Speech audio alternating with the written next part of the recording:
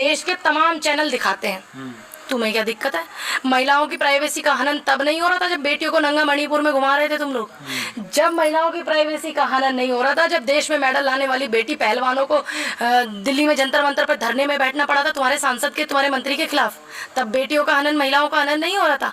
आज हरियाणा में मनीषा का रेप हो गया, आज बेटी का हनन नहीं हो रहा, 10 दिन बाद उसका अंतिम संस्कार हो रहा है, उसको इंसाफ तक नहीं मिल रहा है ना। तुम लोग चापलूसी कर रहे हो, तब नहीं हनन हो रहा था। मनीषा वाल्मीकि की हत्या की गई थी रात के अंधेरे में, 2 बजे जलाया गया बेटी को, जब हनन नहीं हो रहा था। तुम्हारा नेता सेंगर बलात्कार करके बैठ गया और तुम उसको लटकाए साथ घूम रहे हो, तब तुम्हारा हनन नहीं हो रहा था।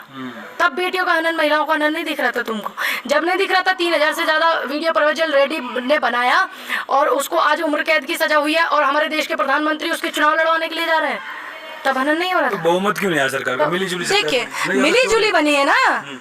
अब कौन से तुम अकेले बन गए हो? अकेले नहीं है। प्रधानमंत्री नरेंद्र मोदी, भाजपा 29 पार्टियों का संगठन है, पूरा गठबंधन 29 पार्टियों के साथ में, ईडी सीबीआई सारी संस्थाएं अपने साथ में लेके घूम रहे हैं और कह रहे हैं मैं अकेला हूँ, सब पे भारी हूँ। अकेला कहाँ हूँ? 29 पार्टियों का गठबंधन है भैया, रिकॉर्ड निकाल के देखिए। फिर भी आप मतलब बार बार भाजपा सवाल उठाते हैं, क्यों नहीं उठाएंगे? 29 पार्टियों के साथ गठबंधन होने के बाद आप कह रहे हो मैं अकेला लड़ रहा हूँ, विपक्ष से अकेला लड़ रहा हूँ, संस्थाओं को आप गलत इस्तेमाल कर रहे हैं। क्यों नहीं उठाएंगे सवाल? उठाएंगे। जब एक कमरे में 80 लोगों का रहना आप दिखाओगे तो हम सवाल उठाएंगे। जब आप एक बेटी के बलात्कार पे नहीं बोलोगे तब हम सवाल उठाएंगे। जब आप बिहार में रैली कर रहे हो, मुजफ्फरपुर की बेटी का बलात्कार होने के बाद हत्या कर दी गई, 10 घंटे उसके शव को बंद करके रखा गया एम्बुलेंस में कि अस्पताल में जगह नहीं है और तुम वही हो, प्रधानमंत्री वही है, तो हम सवाल उठाएंगे, बिल्कुल उठाएंगे।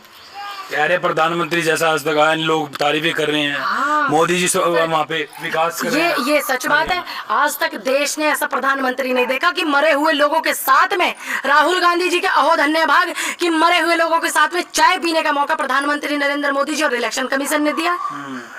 जो लोगों को वोट काट दिया, जिन लोगों का, उनको ढूंढ ढूंढ करके कांग्रेस तुम्हारे सामने रूबरू करा रही है और तुम उससे सवाल कर रहे हो कि इसमें सच्चाई कितनी है।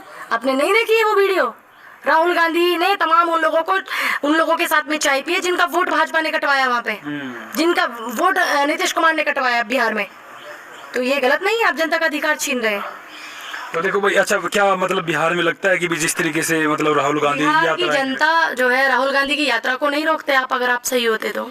वोट चोर, गद्दी छोड़,